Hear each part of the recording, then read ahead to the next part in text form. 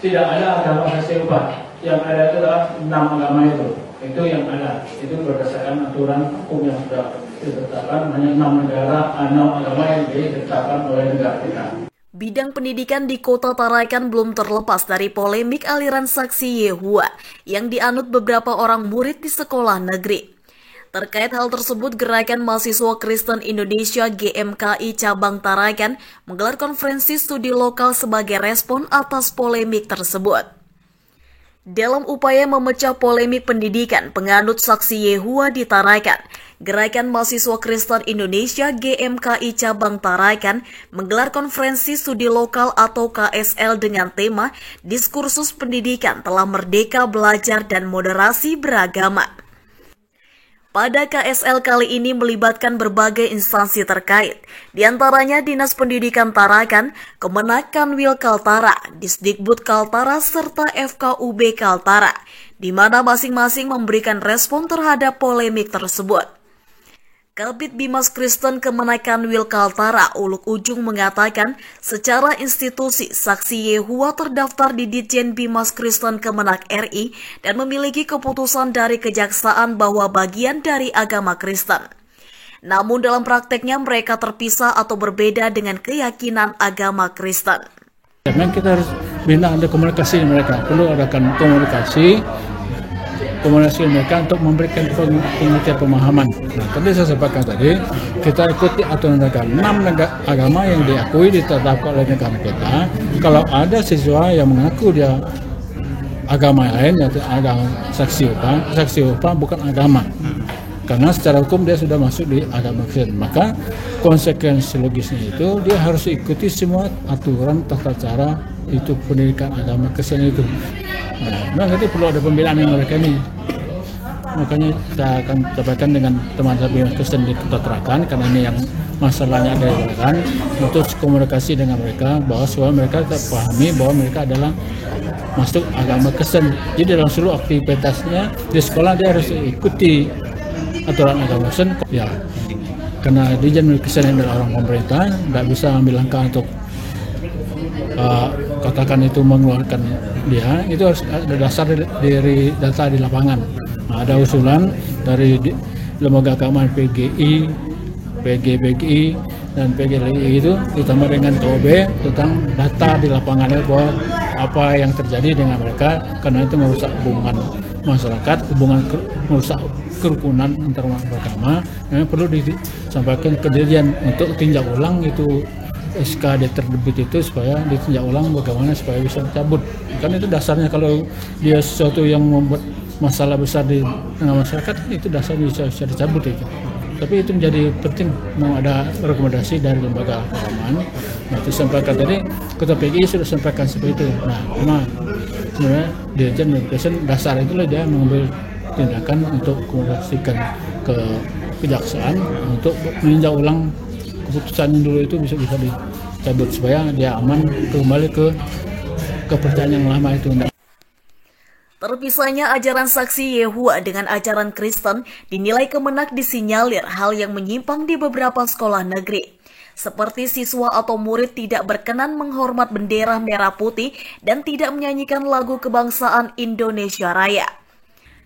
Sedangkan Dinas Pendidikan Kota Tarakan yang sempat menangani permasalahan peserta didik penganut saksi Yehua di SDN 051 hingga kini pihaknya mewajibkan peserta didik menandatangani pernyataan tata tertib sekolah, sehingga seluruh peserta didik dapat mengikuti aturan dan penyelenggaraan pendidikan sesuai ketentuan yang berlaku di Indonesia. Berbicara tentang aliran-aliran menyimpang, saya kira bukan hanya di Kristen, bahkan di agama lain pun ada. Nah, kita hanya kembali kepada konsep regulasi yang berlaku atau aturan yang berlaku. Bahwa selama mereka mau berada di bingkai NKRI, maka mereka harus tunduk dan patuh kepada aturan yang berlaku di negara ini.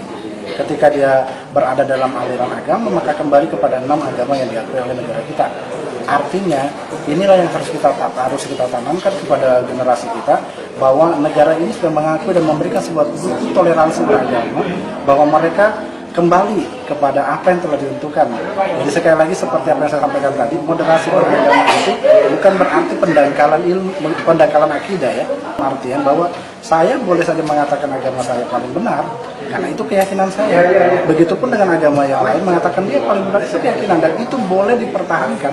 Tetapi ketika kita bermoderasi beragama, maka ada toleransi-toleransi yang kita bawa, seperti sampaikan narasumber tadi, ada pilar kebangsaan yang harus dikuatkan.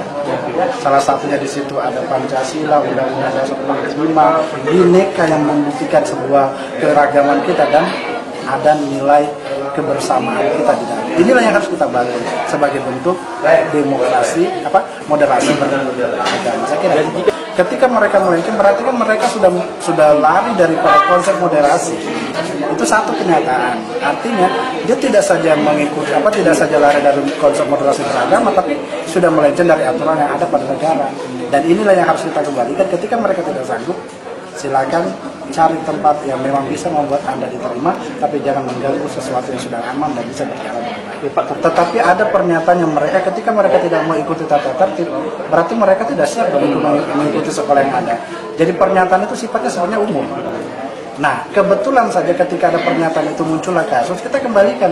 Kan sudah ada pernyataan siap mengikuti tata tertib yang berlaku. Salah satunya di dalam adalah mengikuti kurikulum yang ada.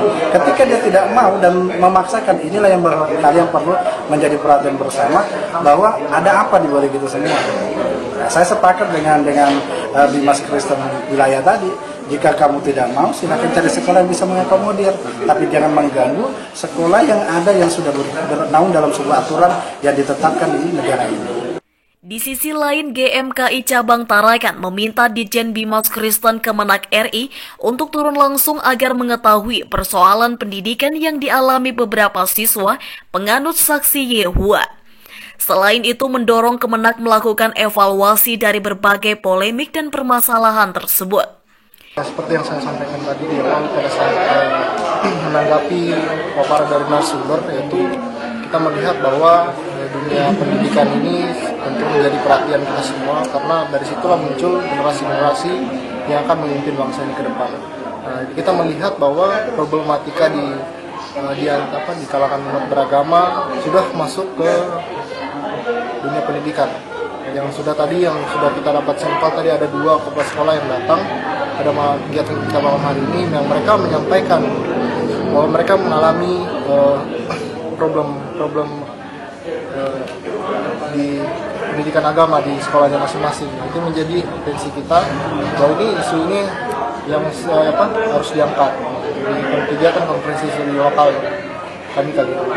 Ya, rekomendasi khusus ini itu yang kami mengundang dari narasumber ini, supaya bahasan yang kita sudah bahas malam hari ini bisa diangkat, bisa jadi pembahasan di baik itu Dinas Pendidikan maupun juga Kementerian Agama. Itu rekomendasi yang ingin kami sampaikan, bahwa ini harus dievaluasi kembali tentang saksi Yehua ini di pusat. Itu evaluasi yang ingin kami harapkan dari kegiatan malam hari ini, pada khusus ya Bimas Kristen Kementerian Agama RI, agar sampai turun ke bawah melihat atau meninjau kembali apa aktivitas yang dilaksanakan oleh saksi Yehua. Diharapkan dengan konferensi studi lokal ini, polemik pendidikan penganut saksi Yehua dapat ditindaklanjuti, sehingga seluruh peserta didik dapat menjalankan hak dan kewajiban dalam mengenyam pendidikan sesuai aturan negara. Tim Liputan, TVku. Agama saya ini adalah agama saksi Yehua. Bagaimana Pak, apakah saya bisa diterima di SMP Negeri 5? Nah, saya sampaikan memang, Ibu, di dalam aturan di pemerintah itu agama yang diakui adalah ada 6, satu kepercayaan. Kalau memang Ibu mau mengikuti tata tertib di sekolah kami, tentunya Ibu harus memilih salah satu agama yang ada di sekolah kami.